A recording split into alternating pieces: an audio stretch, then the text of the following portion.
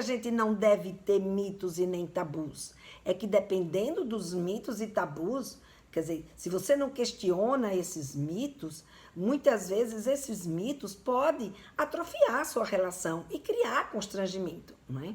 Então, os mitos, eles existiram e eles ainda existem até hoje, que é para controlar o comportamento, no caso aqui da sexualidade, controlar o comportamento sexual das pessoas. Então, para isso que os mitos foram criados. Então, se a gente pega lá na época, né, da antiguidade, a gente vai ver, né, que as civilizações, a gente um dia foi feito os animais, todos os outros animais sexuados. Não havia uma regulamentação sobre como a gente deveria proceder com o nosso desejo sexual. A gente ficava pronto sexualmente, a gente entrava no cio, né, como as fêmeas de outras espécies continuam entrando, e a gente, inclusive, a diferença é que a gente não sabe quando entra no cio, né? E quando a gente entrava no cio, a gente fazia sexo com o macho do mesmo jeito que outras espécies fazem até hoje. Até que a gente começou a crescer, se desenvolver como civilização, né? A criar circunstâncias, né? E situações que passaram a ter interesses políticos, interesses econômicos, interesses religiosos, ou seja, essa civilização começou a se constituir e na falta, né, de conhecimento que naquela época não existia, né, no conhecimento não existia, então as pessoas procuravam dar respostas para algumas situações de acordo com o quê? De acordo com essas necessidades que existiam, né? De acordo com as necessidades políticas, de acordo com as necessidades econômicas, de acordo com as necessidades religiosas. E a partir daí ia se criando regras, normas, e que de tanto se falar, de tanto se repetir, e como as pessoas não tinham onde buscar para saber se aquilo dali que estava sendo implementado era ou não algo verdadeiro, aquilo se transformava numa verdade. E essa verdade ia sendo transmitida geração a geração até que se mudasse, né, se mudasse as condições daquela situação.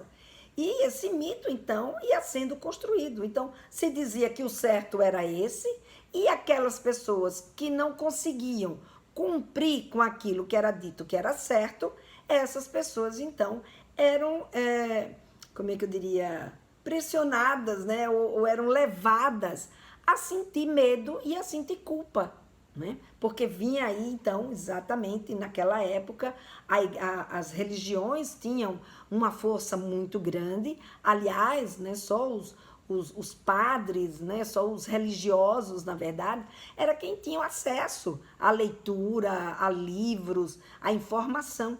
Então, o que era dito pela igreja, o que era dito pelas religiões, se transformava em verdades absolutas, e isso era, né, comandado através desse sentimento do medo, da culpa, do pecado, para fazer com que aquela população ela aderisse a um comportamento que naquela época era o comportamento que se julgava adequado para aquela civilização, para aquela cidade, para aquele ambiente. Era o que as pessoas que estavam gerindo aquele lugar achavam que deveria ser o comportamento das pessoas, não é? E assim, então, se estabelecia, né, esses mitos, exatamente, né, defendendo aquilo que eles achavam que era aceitável e aquilo que eles achavam que não era, que era reprovável. Então, se transformava nessas circunstâncias, fazendo com que as pessoas acreditassem que, não fazendo aquilo, elas estavam em pecado, e por estarem em pecado, elas tinham medo e elas tinham culpa. Então, a culpa foi a maior ferramenta da construção dos mitos e da modelagem, né, da história da sexualidade no princípio da humanidade. Depois, a nossa humanidade foi se desenvolvendo, né? A nossa espécie foi se desenvolvendo. E ao se desenvolver, foi adquirindo mais conhecimento, foi adquirindo, né, novos conhecimentos, e esses novos conhecimentos a gente foi percebendo né? Que talvez aquele caminho que disseram que era o certo, talvez tivesse um outro caminho também. E as pessoas começavam a procurar e a buscar, né, outros caminhos. Só que essas pessoas que desviavam desse caminho, né, que era estabelecido como sendo o caminho certo, né, essas pessoas, então, eram consideradas pessoas que, sabe, não eram boas, que aquela história não era boa, enfim, se olhava para esse fato como sendo um fato de erro, como sendo um fato de uma coisa e que causava um sentimento muito ruim. Não é? Mas esse sentimento não era um sentimento e um olhar, quer dizer, esse sentimento não, esse olhar para esse fato, ele não era estático, não é? Ele não era uma coisa que foi no começo, né, da nossa civilização, ele foi colocado de uma forma e nunca mudou. Não, esse olhar, né, sobre esses fatos ligado à nossa vida sexual, que a gente chama de sexualidade, né, todos esse contexto ligado à nossa sexualidade, eles são fatos que eles podem mudar, porque como eles foram construídos a partir da necessidade de regulamentação e, portanto, de acordo com interesses políticos, econômicos e religiosos, não porque era da natureza humana, como nos faziam acreditar, a gente, então, ia, à medida que ia descobrindo coisas ou acontecimentos novos iam fazendo parte, né, dessa civilização, a gente ia mudando esse jeito de lidar com aquele fato. Então, assim, só para trazer um exemplo, né? Por exemplo, em Portugal, em 2014, né, se fez uma pesquisa e se viu que quase 50% dos bebês que nasciam em Portugal eram bebês fora do casamento, ou seja, as mães não estavam casadas. Ora, isso, uma mãe que tinha um bebê que não era casada há 50 anos atrás, ou seja, é bem pertinho, né? Não faz tanto tempo assim. Era um absurdo.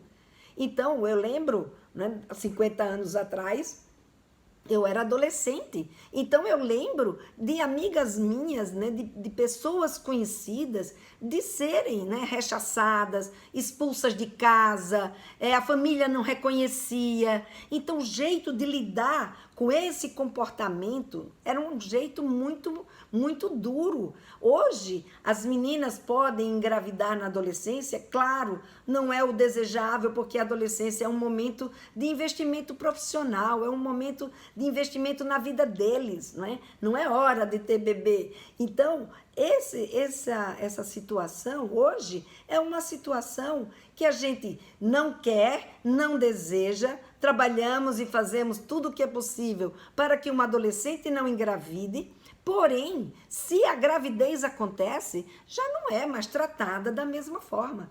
Essa menina já não é mais expulsa de casa, ou pelo menos não na sua maioria, não na maioria dos lares brasileiros e nem tampouco dos portugueses. Então, a gente vai ver aí que essas circunstâncias, esse olhar para um fato, né, muda através dos tempos e dos interesses que estão acontecendo. Daí por que a gente precisa questionar os mitos? Será que isso que eu aprendi, que fez parte da minha história, ainda se aplica na história do meu filho, da minha filha?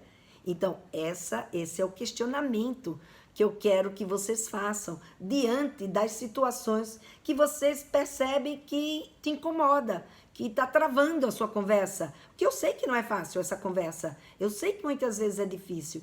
E é difícil exatamente porque a gente não consegue ter clareza do o que é que está me travando. Né? Qual é o conceito de sexo e sexualidade que eu trago comigo que me impede, né, de conversar com a minha filha, de conversar com o meu filho. E na hora que você identifica, vamos desconstruir, né? Vamos questionar, vamos saber o porquê. Às vezes não é desconstruir necessariamente, entender, outras vezes é porque a gente tem desconhecimento, então a gente vai buscar informação, outras vezes tem que desconstruir mesmo.